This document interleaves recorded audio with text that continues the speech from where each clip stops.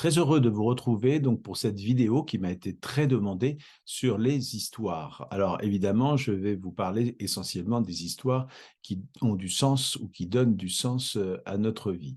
Quoique, vous allez voir qu'il y a des histoires qui, en apparence, n'ont pas de sens, mais qui en ont, puisque elles travaillent à plusieurs niveaux, au niveau conscient et au niveau de l'inconscient.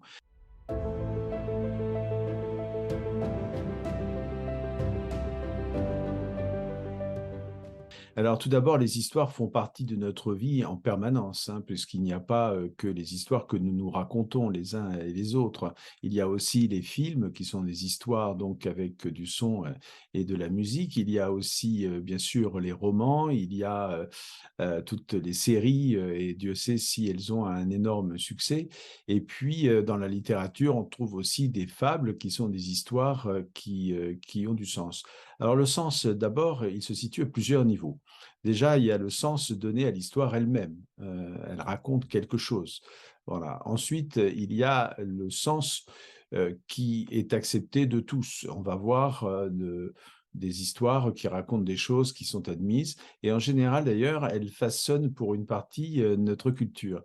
Et puis, il y a un troisième niveau de sens, c'est le sens que nous attribuons à l'histoire. Et ça, c'est intéressant parce que si nous attribuons du sens à une histoire, si elle nous parle, eh bien, c'est qu'elle nous envoie un message qui je dirais, réagit avec notre propre histoire. Alors, on peut dire que nous sommes le résultat de toutes nos expériences, hein, ce qui s'additionnent les unes aux autres, et les histoires font partie de ces expériences.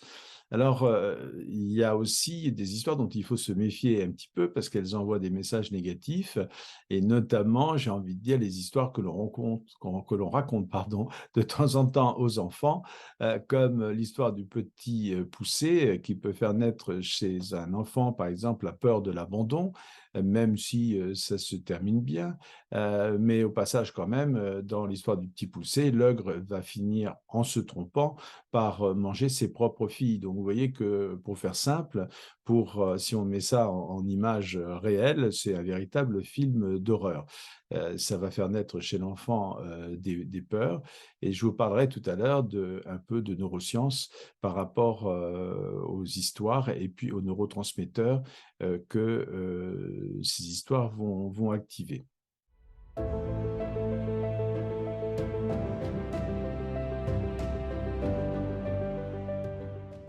Bon, ces histoires sont utilisées dans plusieurs domaines. D'abord en psychologie, et je vous parlerai donc de ces histoires-là parce qu'elles donnent du sens à notre vie, elles nous expliquent certaines choses, etc. Alors au niveau conscient et au niveau inconscient. Elles sont utilisées également en pédagogie, hein, des histoires pour expliquer quelque chose de compliqué de façon simple. Et puis par exemple, pour expliquer à un enfant ce qu'est le système immunitaire, certains se trouvent bien dépourvus, eh bien il suffit par exemple d'expliquer que nous sommes parfois envahis par de méchants virus ou des bactéries et que notre système immunitaire, c'est un peu comme un gendarme, eh bien, il vient attraper le virus, il vient attraper la bactérie, il a appris à lutter contre, et puis il le met dehors en quelque sorte. Voilà. Donc ça, ce sont des métaphores pédagogiques pour les enfants, mais je peux vous dire que les adultes en sont également très friands. De la même façon, on peut expliquer pourquoi nous avons besoin d'oxygène et comment est transporté l'oxygène avec les hématies que l'on peut, par une comparaison, assimiler à des camions citernes qui transporteraient de l'oxygène pour aller les mettre à différents endroits, là où il y en a besoin. Alors ça, ce sont des histoires métaphoriques, donc je vous parlerai un petit peu de ça, mais pas tant que ça. Et puis, il y a aussi ces histoires très, très courtes. Alors, non, je voulais d'abord dire qu'il y avait les histoires qui étaient utilisées également, en dehors de la thérapie et de la pédagogie, en politique. Et le champion incontesté, paraît-il, de ces histoires, c'est Barack Obama, avec le storytelling. Alors, les Américains sont très friands du storytelling. Bon, storytelling, c'est peut-être un mot qui est inventé par les Américains, mais qui existe depuis la nuit des temps, de se raconter des histoires autrefois au coin du feu. Alors maintenant, on est au coin de de la télévision, pardon, pour voir toutes ces histoires et nous divertir. Et puis, il y a aussi, donc en politique et puis en publicité. Les publicitaires, évidemment, lorsqu'ils veulent vous vendre une voiture, ne vont pas vous raconter que cette voiture présente un moteur qui fait tant de chevaux, qu'elle a des pneus qui font telle dimension, etc. Non, ils vont vous faire rêver, hein. On dit souvent que vendre, c'est faire rêver. Eh bien, ils vont vous emmener sur une route quelque part au Canada ou je ne sais où. Et au volant, bien sûr, se trouve une magnifique femme ou un magnifique homme, en fait, voilà, pour faire rêver. Et ben, on va acheter des voitures à partir de ça. Vous vous rendez compte, hein, vendre, c'est faire rêver. Ça a quand même du sens, hein. On se fait facilement avoir en quelque sorte. Et surtout si on n'en a pas conscience, parce que notre inconscient, lui, il est concerné par tout ça.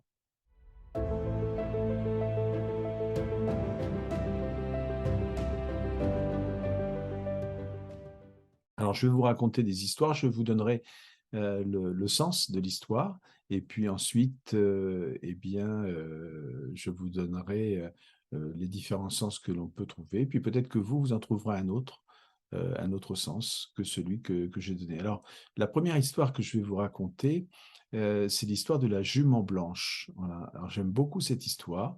Alors, au passage, quand vous aimez beaucoup une histoire, c'est elle vous parle aussi particulièrement. Voilà. Alors, c'est l'histoire. Alors, tout d'abord, ça se passe très loin. En général, on commence ces histoires en disant ce genre de choses à une époque très ancienne et très loin, voilà, pour sortir l'histoire du temps présent, qu'elle puisse avoir du sens dans le futur, etc.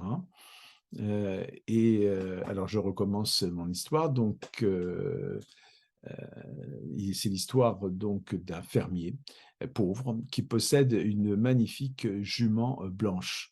Et cette jument blanche, il en est évidemment très fier et surtout très heureux et surtout il aime beaucoup sa jument blanche. Voilà. Et c'est vrai qu'elle est magnifique, hein, qu'elle est sublime. Et c'est pour ça que tout autour, les gens aimeraient bien l'acquérir. Et il y a un fermier à côté, un fermier très riche, lui, qui rêve d'avoir cette jument et il va voir donc notre fermier pauvre qui a cette jument blanche et il lui dit voilà, je te propose d'acheter ta jument bien plus cher que ce qu'elle ne vaut, bien plus cher que tu ne pourrais la vendre si tu en avais envie.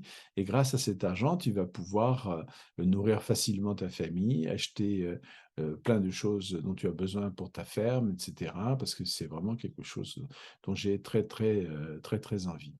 Et là, le fermier lui répond, d'abord, bah, je te remercie, c'est vraiment très gentil de ta part de vouloir acheter ma jument blanche, mais j'y tiens beaucoup et je n'ai pas envie de la vendre.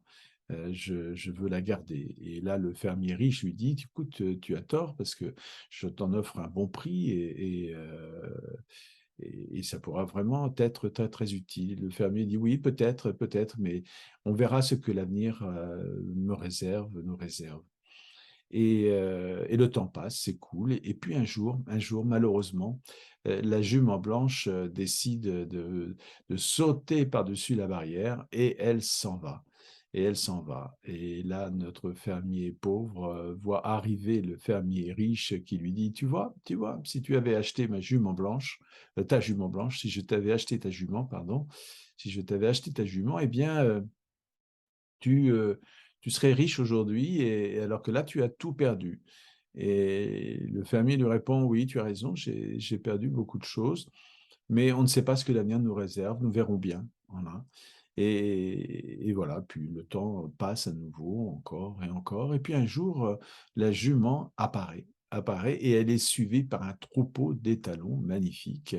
Et elle saute par-dessus la barrière et tous les étalons franchissent la barrière et ils se retrouvent tous dans l'enclos de notre fermier pauvre. Alors le fermier riche à côté voit tout ça, il vient voir son voisin et lui dit: «Ah, quelle chance tu as! Non seulement tu retrouves ta jument, mais en plus tu retrouves tous ces chevaux-là qui sont venus l'accompagner, tous ces étalons. et tu as vraiment une chance considérable. Et à ce moment-là, le fermier lui dit, oui, peut-être, je te remercie, mais on verra bien ce que l'avenir nous réserve. Et le temps passe, le temps s'écoule, etc. Et il faut dresser évidemment tous ces étalons qui sont des étalons sauvages. Et en dressant l'un des étalons, eh bien, le fils du fermier reçoit dans la hanche un grand coup de pied qui lui casse la hanche, et il est un peu piétiné par le cheval, et finalement, à cause de ça, eh bien, il va boiter, et il boitera toute sa vie. Et le fermier d'à côté vient voir son voisin et lui dit, bah, tu vois, tu n'as pas de chance, ton fils maintenant est estropié, et c'est vraiment dommage, je le regrette pour toi. Et le fermier pauvre lui répond, bah, écoute, oui, je te remercie de ce que tu me dis, je suis très touché, mais on verra bien ce que l'avenir nous réserve. Et puis, quelque temps plus tard, une guerre est déclarée entre deux royaumes, dont le royaume de nos deux fermiers. Et donc, tous les fils partent à la guerre. Tous, non. Il y en a un qui ne part pas, c'est le fils du fermier pauvre, puisqu'il est estropié, il boite, il ne pourrait pas se battre comme soldat. Et un jour, le fermier voisin, un fermier riche, vient le voir et lui dit, eh bien, écoute, je viens d'apprendre que mon fils est mort à la guerre. Je suis vraiment très, très triste. Tu as de la chance. Certes, ton fils est estropié, il a difficulté à marcher, mais au moins tu as ton fils et tu as vraiment beaucoup, beaucoup de chance. Et là, le fermier pauvre lui répond, eh bien, écoute, je te remercie. Je suis très triste pour toi de ce qui t'arrive, mais on ne sait pas. On verra bien ce que l'avenir nous réserve. Voilà, alors cette histoire, vous pouvez tirer plusieurs conclusions. La première conclusion, c'est que c'est une histoire entre deux fermiers, l'un une jument qui est convoitée, et puis il refuse de la vendre. Voilà, bon, ça c'est l'histoire, c'est l'interprétation de base, hein. La deuxième histoire, c'est que, eh bien, il peut nous arriver de mauvaises choses dans la vie, hein, donc c'est l'histoire de la jument qui s'en va. De bonnes choses, c'est la jument qui revient avec ses étalons. Mais au final, la vie continue, et que va-t-il se passer malgré les mauvaises choses et malgré les bonnes choses? Bon, eh bien, le destin est là, et on ne peut pas lutter contre le destin. On peut agir quand même, mais on ne peut pas tout faire. Et donc, il faut accepter. Voilà, il y a un certain degré d'acceptation qui est nécessaire dans la vie, tout en gardant ni l'optimisme ni le pessimisme, hein, dit cette histoire, mais un certain sens des réalités. On verra bien ce que l'avenir nous réserve. Voilà, donc j'aime beaucoup cette histoire. Je vous invite à la méditer. Alors peut-être que certains d'entre vous vont trouver un autre sens à cette histoire. Et s'ils trouvent un autre sens, eh bien, c'est peut-être parce que ça vient de dévoiler quelque chose de particulier chez eux. Donc, c'est à creuser, du coup, hein. Alors, cette histoire, on va l'utiliser notamment en thérapie quand c'est nécessaire, hein, lorsqu'elle est adaptée au contexte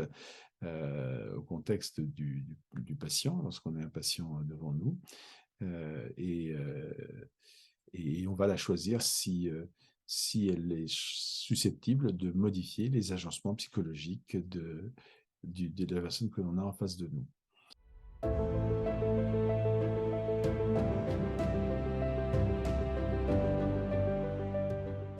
Voilà. Alors, je vais vous raconter d'autres histoires, et notamment, je vais vous raconter l'histoire du meunier et de ses trois ânes. Au passage, en parlant de meunier, j'aurais pu vous raconter aussi l'histoire du chaboté, hein, qui est très riche aussi en enseignement. Mais non, là, je vais vous raconter une autre histoire, c'est l'histoire des trois ânes. Et voilà, c'est un meunier qui désire vendre sa farine, en fait, dans un village qui se trouve dans une autre vallée, dans une vallée parallèle à la sienne. Donc, il doit transporter tout ça avec trois ânes. Donc, il met les sacs de farine sur ces ânes. Il attache le premier au deuxième et le deuxième au troisième, et puis il tire sur le premier âne. Voilà. Alors le voyage est long, hein, puisqu'il faut monter très très haut, franchir le col, et puis ensuite redescendre. Et donc il a prévu de bivouaquer au milieu, c'est-à-dire tout en haut, et il monte. Et à un certain moment, il commence à faire nuit, comme c'est un petit peu dangereux de continuer dans la pénombre, etc. Il décide de mettre son bivouac ici. Donc, il attache son âne, ses ânes à l'arbre. Ben, ses ânes, non, parce qu'il y en a un, il n'a pas de corde. Il a une corde pour attacher le premier au deuxième et deuxième au troisième. Il n'avait pas pris de corde, en fait, pour le premier. Et donc, il attache le deuxième et le troisième, et le premier, après avoir enlevé ses sacs de farine, eh bien, il le prend par le licol, et puis il descend parce qu'il a vu un peu plus bas une maison avec une lueur. Donc, il s'est dit, je vais aller demander à la personne qui habite là une corde, une ficelle, quelque chose pour pouvoir attacher mon âne. Et donc, il frappe à la porte, et là, il y a un vieil homme qui lui ouvre. Et ce vieil homme, en fait, est très pauvre. Et il a donné tout ce qu'il avait, et il donne à chaque fois qu'on lui demande quelque chose, euh, sauf ce qui est nécessaire pour assurer sa subsistance. Et notre meunier lui dit, est-ce que tu aurais une corde ou une ficelle à me donner? Parce que j'ai oublié d'en emporter une, et je suis bien embarrassé par ça. Je risque de perdre mon âne qui va partir cette nuit. Et là, le vieil homme s'excuse et lui dit, je suis vraiment désolé, j'aurais aimé pouvoir te rendre ce service, mais je n'ai pas de ficelle, je n'ai pas de corde, j'ai tout donné à quelqu'un qui me l'a demandé il y a quelques jours. Mais par contre, ce que je peux faire, c'est te donner un conseil. Voilà. Lorsque tu seras retourné à ton campement, prends ton âne et fais comme si tu avais une corde, et passe la corde autour de son cou, serre-la bien fort, fais comme si tu la serrais bien fort, et accroche ton âne à un arbre. Et bon, le meunier repart avec ce conseil, il trouve que c'est un petit peu fou, mais comme de toute façon, il n'a rien d'autre à faire, il va essayer. Et le voici arrivé au campement, et en train de serrer la fausse corde autour du cou, et la fausse corde au niveau de l'arbre. Et puis il s'endort, voilà, il se couche, il s'endort. Et le lendemain matin, oh surprise, formidable, l'âne n'est pas parti, il est resté près de l'arbre, là où le meunier l'avait mis. Alors le meunier est très très heureux, donc il attache ses ânes ensemble et s'apprête à partir, mais voilà, le premier âne ne veut pas partir de l'endroit où il est. Alors il force, il insiste, etc. Mais bon, un âne s'est têtu, et ça n'est pas OK pour obéir. Alors le voici qui enrage contre son âne. Et puis au bout d'un moment, finalement, il décide de descendre, voir le vieil homme de tout à l'heure pour lui demander conseil, comment faire pour que cet âne le suive. Et le vieil homme lui dit, mais as-tu enlevé la corde? Mais le meunier lui répond, écoute, je n'ai pas enlevé la corde, puisque de toute façon, il n'y avait pas de corde, hein. Oui, toi, tu le sais, mais ton âne, lui, il ne le sait pas. Voilà. Alors le meunier repart en disant, mais c'est fou, quoi. Il me dit n'importe quoi. Mais il dit, bon, de toute façon, je vais essayer, on verra bien. Et alors il fait mine d'enlever la corde, d'enlever le nœud, il fait mine d'enlever le nœud, en fait, à l'arbre. Et là, il prend l'âne et il le tire, et l'âne le suit. Étrange. Alors, cette histoire comme ça en apparence, là aussi, plusieurs sens, hein. Le premier sens, c'est une histoire de meunier qui a oublié une corde, hein, voilà. Et qui suit des conseils un petit peu stupides. Bon, en apparence, hein, mais quand même, ça a marché.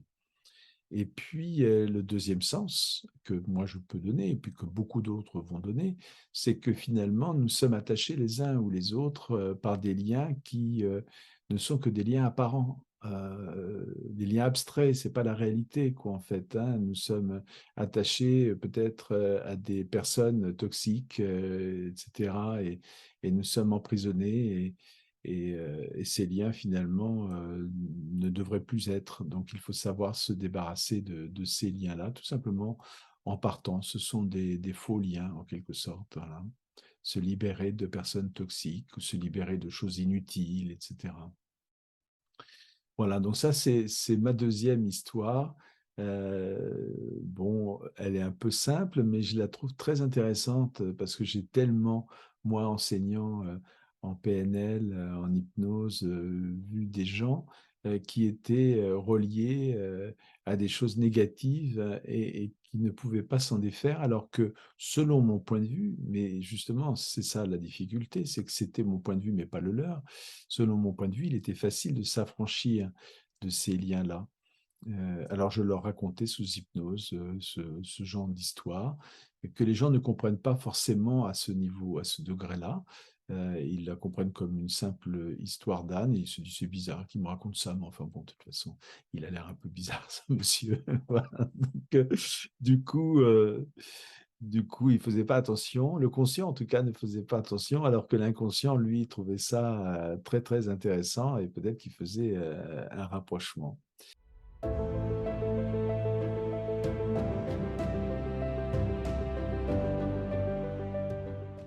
Voilà. Alors, ça me rappelle une autre histoire que j'ai envie de vous raconter aussi. Et là, c'est l'histoire d'un explorateur. Voilà. Donc, il est en Amazonie et plus précisément sur le bord du grand fleuve Amazone. Et il avance péniblement parce que c'est une forêt qui est très dense. Et il n'arrête pas de couper des arbres pour avancer. Il met une journée pour faire même pas 1 kilomètre, etc. C'est très, très difficile. Et puis, à un moment donné, il regarde de l'autre côté, et là, qu'est-ce qu'il voit? C'est que l'autre berge, en fait, c'est très, très dégagé. On peut passer facilement. Alors, il se dit, ben, je vais fabriquer un radeau, et puis je vais passer de l'autre côté. Comme ça, je vais aller beaucoup plus vite. Et donc, du coup, il coupe des morceaux de bois, il coupe des lianes, il les assemble, enfin, il passe beaucoup de temps à ça. C'est très très long, c'est fastidieux, mais il est motivé parce qu'il sait que le temps, il va le regagner de l'autre côté. Euh, et il fait un magnifique radeau, quoi. Il est fier de son radeau, il est très beau. Il faut quand même qu'il soit très solide parce que l'Amazone, c'est un fleuve très très large et puis il y a aussi de grands courants. Puis il y a quand même quelques, quelques crocodiles hein, qu'on peut imaginer là aussi d'un point de vue métaphorique comme des pièges en quelque sorte. Voilà. Et donc, après avoir fait son radeau, il traverse donc l'Amazone, voilà, et il se retrouve de l'autre côté. Et là, effectivement, c'est la chance, c'est dégagé, et il y a pas d'obstacle, il va pouvoir avancer très très vite. Et il se retourne, il voit son radeau, et il dit ah, quand même, il est chouette mon radeau, quoi. C'est un beau beau radeau, puis il est solide, et puis quand même, j'ai fait un bon travail, je suis fier de moi quand même. Hein.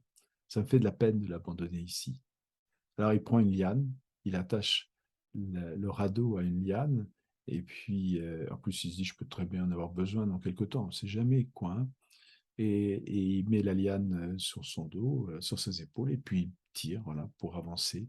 Et finalement, eh bien, il va avancer moins vite que de l'autre côté. Alors, cette histoire, bon, on pourrait se dire, c'est là aussi premier degré, c'est-à-dire le sens de l'histoire en tant qu'histoire. Hein, bah, c'est l'histoire d'un aventurier qui fabrique un radeau pour traverser l'Amazone. Ça, c'est le premier niveau. Le deuxième niveau, évidemment, il vous viendra facilement à l'esprit, c'est que bien parfois, on fait des efforts pour obtenir quelque chose, et puis que ce quelque chose qui est censé nous aider ben, devient un fardeau et que c'est lourd à porter et qu'on ne veut pas l'abandonner parce qu'on a fait tellement d'efforts hein, pour y parvenir. Voilà, moi, je me souviens d'une jeune fille qui avait fait 5 ans d'études, voilà, d'études internationales, et puis qui s'était aperçue au bout de 5 ans que c'était vraiment pas le métier qu'elle voulait faire, que ça l'intéressait pas, etc. Mais elle se disait, et ses parents aussi lui disaient, mais écoute, tu as quand même fait 5 ans d'études, d'efforts pour atteindre ça, il faut que tu le gardes. Alors, qu'est-ce qu'il faut que cette jeune fille fasse, telle qu'elle soit? malheureuse toute sa vie à faire un métier qu'elle n'aime pas ou qu'elle abandonne ce beau métier, ces belles études. C'est une différence entre aimer les études et puis aimer le métier que l'on fera avec les études. Voilà. Donc, je lui ai raconté cette histoire. Finalement, elle a fait ce dont elle rêvait. Elle est devenue restauratrice. Elle adorait faire la cuisine. Elle faisait la cuisine enfant avec sa grand-mère, avec sa maman. Elle avait toujours rêvé d'ouvrir un restaurant, mais bon, dans la famille, c'était pas quelque chose qui, les parents préféraient un métier plus intellectuel, plus ceci. Donc, au final, j'ai des nouvelles de temps en temps. Elle a ouvert un restaurant et elle est heureuse comme tout, quoi. Elle fait la cuisine. Elle s'est mariée avec un cuisinier également. Donc, parfois, elle est en salle et elle aime les gens et elle discute avec eux. Voilà. Donc, c'est pas facile d'abandonner 5 années d'études, hein, parce qu'on a fait beaucoup d'efforts. C'est comme ce radeau. C'est pas simple. Et il faut savoir abandonner parfois des choses un petit peu lourdes. Je connaissais une dame comme ça qui, dans son garage, avait une vieille commode qui servait en fait plus de cage pour les poules qu'autre chose. Et elle se dit quand même un jour en passant devant, mince, alors c'était la commode, non, c'était un buffet, le buffet de ma grand-mère, ça a de la valeur quand même, c'est dommage de faire ça. Donc elle avait fait venir un ébéniste qui avait dû changer des pieds, la restaurer, enfin elle avait fait restaurer ce beau buffet.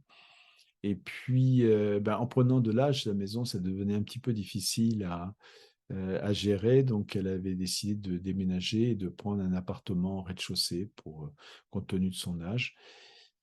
Et elle n'avait pas voulu, évidemment, se débarrasser de son buffet, qui était un buffet d'autrefois, c'est-à-dire des buffets très larges, très imposants, etc. Et dans la cuisine, finalement, elle avait du mal à passer parce que la table plus le buffet, c'était compliqué. Voilà. Il aurait fallu qu'elle s'en débarrasse. Mais on n'aime pas se débarrasser de certaines choses, même lorsque elles sont plus forcément très utiles, etc. On y est attaché, comme on dit, sentimentalement. Les sentiments, c'est magnifique, hein, heureusement qu'on en a, mais parfois ça nous emmène dans des directions qui ne sont pas formidables, tout simplement parce que on est attaché à des choses révolues, à des choses anciennes, etc. Donc voilà, ça m'inspire aussi cet exemple-là. Vous savez, lorsqu'on enseigne, on rencontre plein de comparaisons entre ces belles histoires que je vous ai racontées, comme la jument blanche ou l'aventurier, et puis ce qui se passe dans la vie ou avec les trois ânes.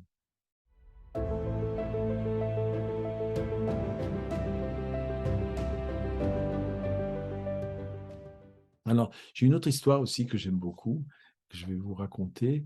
Voilà, c'est l'histoire d'un fermier qui a un fils qui ne fait que des bêtises. Voilà, il ne fait que des bêtises et aussi il est colérique. Alors, c'est vraiment pas drôle pour lui. Bon, c'est pour ceux qui ont des adolescents, on sait que parfois c'est un âge qui n'est pas facile.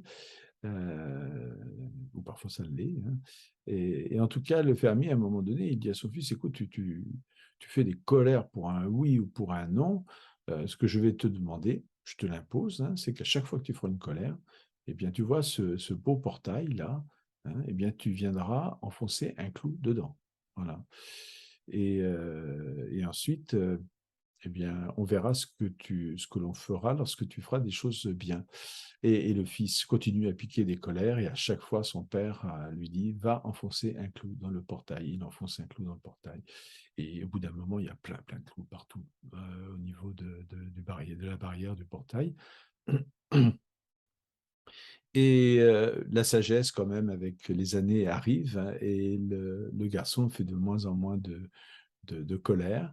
Et à ce moment-là, il devient aussi très, très agréable, etc. Et son père lui dit, bah, tiens, aujourd'hui, tu as vraiment été...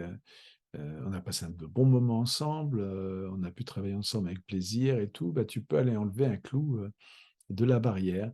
Et donc voilà notre garçon qui va enlever un clou de la barrière. Et il est fier quand même, hein, parce qu'il arrive à avancer, et à progresser, puis à passer de bons moments avec son père.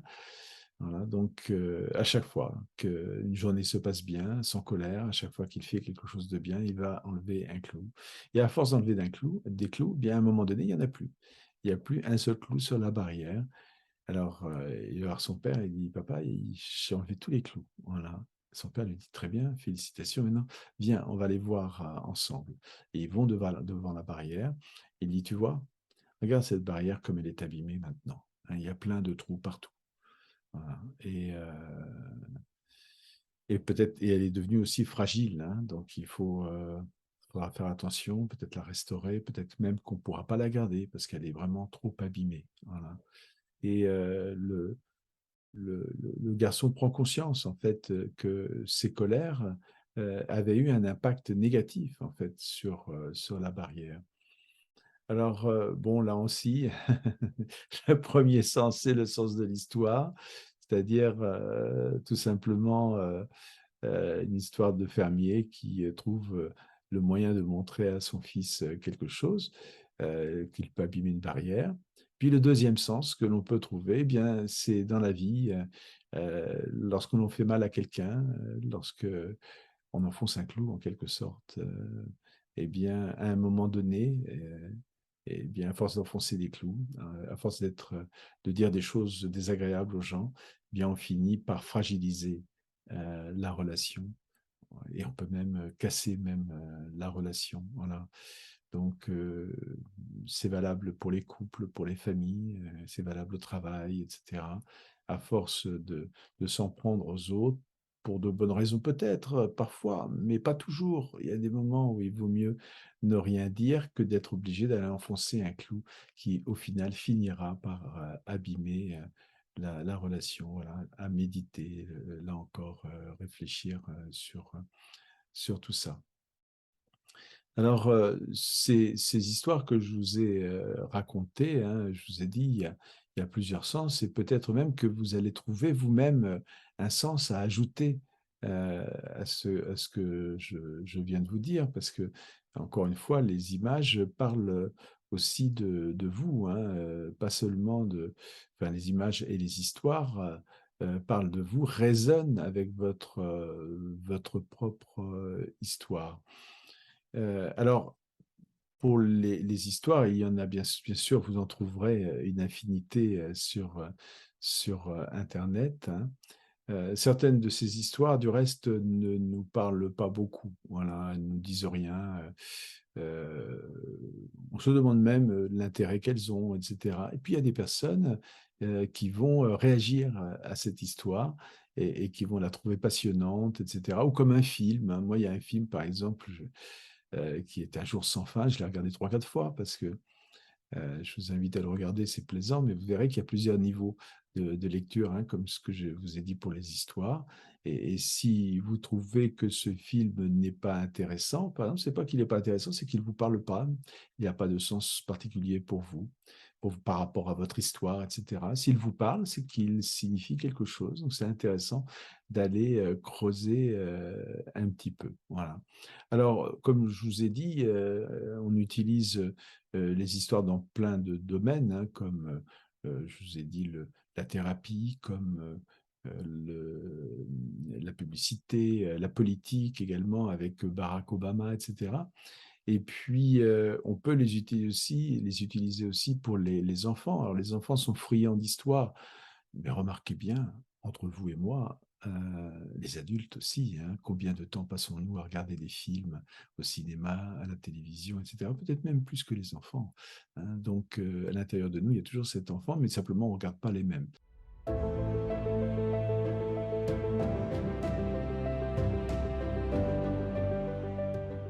Alors, je vais vous raconter du coup une histoire qui a à voir avec un enfant. Et cette histoire, en fait, a été racontée par un des grands maîtres de l'hypnose, hein, qui s'appelle Dave Hellman.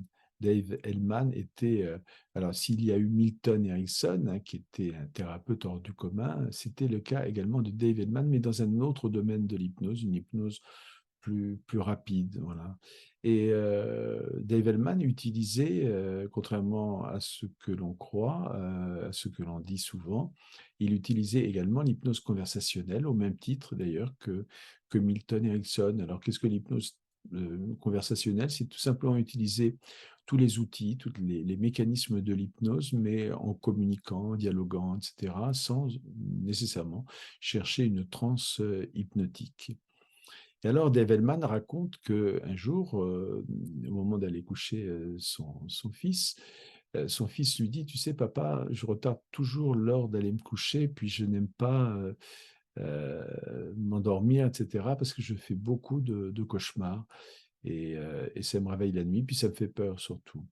Et à ce moment-là, Dave Hellman lui dit: «Ah, tu fais des cauchemars, mais figure-toi, c'est étrange que tu me dis là, parce que moi aussi j'en faisais des cauchemars. Simplement, moi, j'avais un sirop que mon papa me donnait le soir, qui était un sirop anti-cauchemar et donc peut-être, qu'il existe toujours, je ne sais pas, bon, je vais voir, je connais bien le pharmacien, c'est un ami, je vais lui téléphoner tout de suite et lui demander si ça existe toujours et s'il en a. Et s'il en a, bah, peut-être qu'il acceptera de venir nous en donner. Alors, il va de l'autre côté, pardon, il prend le téléphone. Alors, à l'époque, c'était les téléphones, vous savez, avec le cadran, il fallait tourner, etc. Ça faisait du bruit et tout. Donc, bon, c'était une bonne chose pour l'enfant, parce qu'il entendait vraiment que son papa téléphonait. Et à ce moment-là, Dave Hellman décroche le téléphone et évidemment, au bout du téléphone, il n'y avait personne. Hein. Il faisait mine de téléphoner. Il dit: «Ah, bonjour mon ami le pharmacien, comment allez-vous? Dites donc, le fameux sirop anti-cauchemar que je prenais lorsque j'étais enfant, est-ce que ça existe toujours?» Alors évidemment, personne ne répond puisqu'il n'y a personne au téléphone. Alors Dave Hellman continue: «Ah, ça existe toujours? Bah, écoutez, c'est formidable ça. Dites donc, lorsque vous allez passer, pour aller chez vous, comme vous passez devant chez nous, est-ce que vous auriez la gentillesse de m'en apporter, un peu?» M'en apporter une bouteille. Ah, bah, écoutez, c'est très, très gentil. Dans combien de temps? Vous dites 10 minutes? Formidable. Merci beaucoup. Bah, écoutez, à tout à l'heure, hein. Voilà. Et il va ensuite dans la cuisine et va fabriquer un mélange en ajoutant de l'eau, de la grenadine, de la menthe, un petit peu de poivre. C'est pas l'air trop bon parce que on sait que quelque chose dans notre esprit, quelque chose qui n'a pas bon goût, c'est quelque chose d'efficace. Voilà. Et donc, il fabrique ce faux sirop. Et il va voir sa femme et lui dit, voilà, dans 10 minutes à peu près, tu vas à la porte, tu sonnes et tu dis, bonjour monsieur le pharmacien, et puis à ce moment-là, je vais venir. Donc il retourne dans la chambre voir son fils et il lui dit, ben voilà, le pharmacien, je voulais te dire que le pharmacien avait du sirop anti-cauchemar et qu'il allait nous l'apporter d'ici une dizaine de minutes. Alors évidemment, le petit garçon, il avait entendu tout ça, hein, Dave Hellman faisait comme si le petit garçon n'avait pas entendu, pour qu'il l'entende 2 fois, puis qu'il comprenne que c'est quelque chose de bien réel. Et 10 minutes plus tard, évidemment, la maman va à la porte, elle ouvre la porte, elle sonne et elle accueille le, soi-disant pharmacien. «Ah bonjour monsieur le pharmacien, mais écoutez, je vais chercher mon mari et il arrive, tout de suite», et la maman vient voir Dave Hellman et lui dit, heu: «Voilà, c'est le pharmacien, il paraît qu'il veut te voir». Alors, Dave Hellman y va. «Ah bonjour, c'est très gentil, vraiment ça me fait très, très plaisir que vous m'apportiez ce sirop anti-cauchemar. Bah, écoutez, bon retour chez vous, je vous souhaite une bonne journée, bonjour à madame» et cetera. Enfin bon, il fait une vraie conversation. Le petit garçon est dans sa chambre, il entend tout ça et Dave Hellman passe à la cuisine, il prend le sirop qu'il avait concocté précédemment avec une cuillère et il va donner une cuillère de sirop à son fils. Voilà. Et alors là, le fils, il est émerveillé, il ne savait pas du tout, pardon, que ça existait. Il dit, ça c'est, wow, j'ai de la chance qu'il y ait du sirop anti-cauchemar, etc. Il était heureux comme tout de découvrir ça parce qu'il se dit, ça va marcher. Si ça a marché pour papa, ça marchera aussi pour moi. Et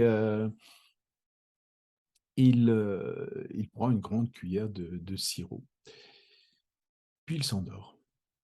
Et le lendemain matin, il va voir son papa et il lui dit: «Papa, le sirop, le sirop anti-cauchemar, ça marche bien. Je n'ai pas fait de cauchemar de la nuit. Et alors, Dave Hellman est ravi, le papa, le fils aussi, évidemment. Et tous les soirs, le petit garçon avait droit à sa cuillère de sirop anti-cauchemar. Alors, vous allez me dire, bon, mais qu'est-ce que c'est que cette histoire? Bon, puisque c'est pas, il n'y a rien dans ce sirop, comment ça peut marcher, etc. Bon, pendant longtemps, on s'est dit, ah, l'hypnose, c'est magique, c'est des histoires, etc. Bon, on connaissait bien l'effet placebo, hein, ça, on savait bien que lorsque l'on croit en quelque chose, eh bien, ça déclenche des mécanismes. Voilà, hein. Vous savez que lorsque on donne, on teste un médicament, eh bien, on donne à des gens le vrai médicament, puis on donne à d'autres personnes le faux médicament, et on s'aperçoit que chez les gens qui prennent le faux médicament, on a aussi de bons résultats, quoi, en fait, hein, voilà. Alors, en réalité, aujourd'hui, grâce aux neurosciences, on sait ce qui se passe, hein. C'est-à-dire que le petit garçon, lui, qui croit qu'il va faire des cauchemars, ben, qu'est-ce qui se passe dans son cerveau? Eh bien, il y a la production de neurotransmetteurs comme l'adrénaline, c'est-à-dire l'hormone du stress, comme le cortisone, qui est même à petite dose, qui est l'hormone de la dépression. Et évidemment, tout ça, eh bien, ça déclenche des cauchemars, hein. Vous savez, quand vous avez beaucoup d'adrénaline dans le sang, enfin, il en faut, hein, sinon on ne peut pas vivre. Mais si vous avez de l'adrénaline due au stress, etc., bah, vous risquez de moins bien dormir, d'avoir une nuit agitée, comme on dit. Voilà. Alors qu'avec ce sirop anti-cauchemar qui fait rêver, le petit garçon, il produisait de la dopamine, hein. Et la dopamine, c'est l'hormone du bonheur. Et l'hormone du bonheur, ben, ça fait de beaux rêves. Voilà. Voilà le mécanisme, tout simplement. Donc, bah déjà, vous pouvez avoir une première conclusion, hein, si vous voulez. Ce n'est pas la peine de vous fabriquer le sirop anti-cauchemar, mais vous pouvez vous raconter de belles histoires euh, qui font plaisir, repenser à des beaux souvenirs, et ça fait naître de l'adrénaline, de la dopamine, pardon, de la dopamine dans votre cerveau. Et du coup, eh bien, vous dormirez mieux, vous aurez une nuit moins agitée, etc. Alors, si vous voulez avoir une nuit calme, pardon, c'est plutôt la sérotonine, hein, qui est l'hormone de la sérénité, etc. Et puis, la joie, eh bien, c'est plutôt la dopamine. Donc, en choisissant vos histoires, vous allez provoquer des choses dans votre cerveau. Alors, pardon. Voilà, c'est quelques histoires que je voulais vous raconter. Alors, il y en a une infinité. Je crois que je pourrais y passer toute la journée. Mais en tout cas, retournez vers ces histoires-là, lisez-en de temps en temps, même si vous avez l'impression qu'elles ne vous marquent pas. Souvenez-vous qu'il y a deux niveaux, le conscient et puis au niveau aussi l'inconscient. Et puis repensez également à toutes ces histoires que l'on racontait autrefois, comme les fables de La Fontaine, etc., qui ont du sens, hein. Rien ne sert de courir, il faut partir à point. Voilà, une histoire comme ça. Avec une morale, tout ça, c'est important. Moi, j'ai été très, très marqué par les histoires parce que il se trouve que j'aime bien les raconter, deux, j'aime bien les entendre, et j'ai toujours été très, très impressionné.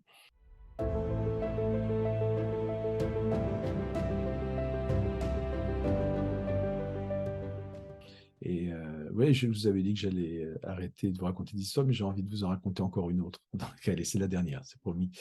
Ma dernière histoire, elle m'a marqué profondément. Je pense qu'elle a probablement d'ailleurs changé ma vie. Euh, on me l'a raconté, je pense que je devais être, en tout cas, une chose est sûre, je n'étais pas en sixième, parce que c'était un maître d'école, donc c'était soit en CM1, soit en CM2, mais probablement en CM2. Et l'histoire, c'est l'histoire d'un forgeron.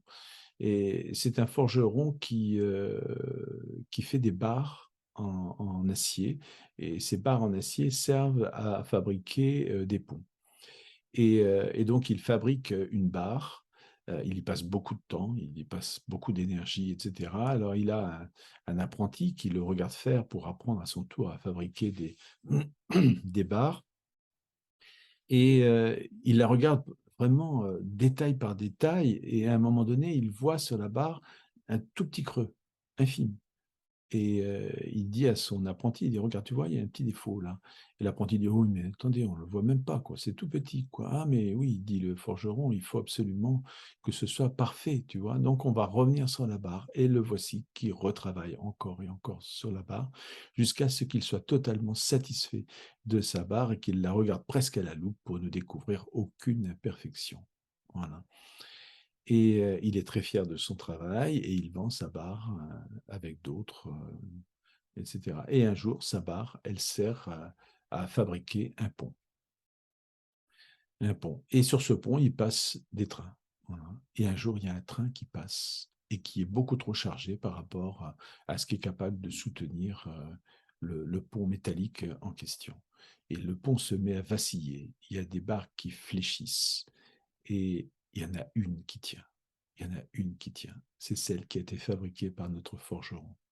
Et grâce à cette barre qui tient, eh bien, le train arrivera à passer. Voilà.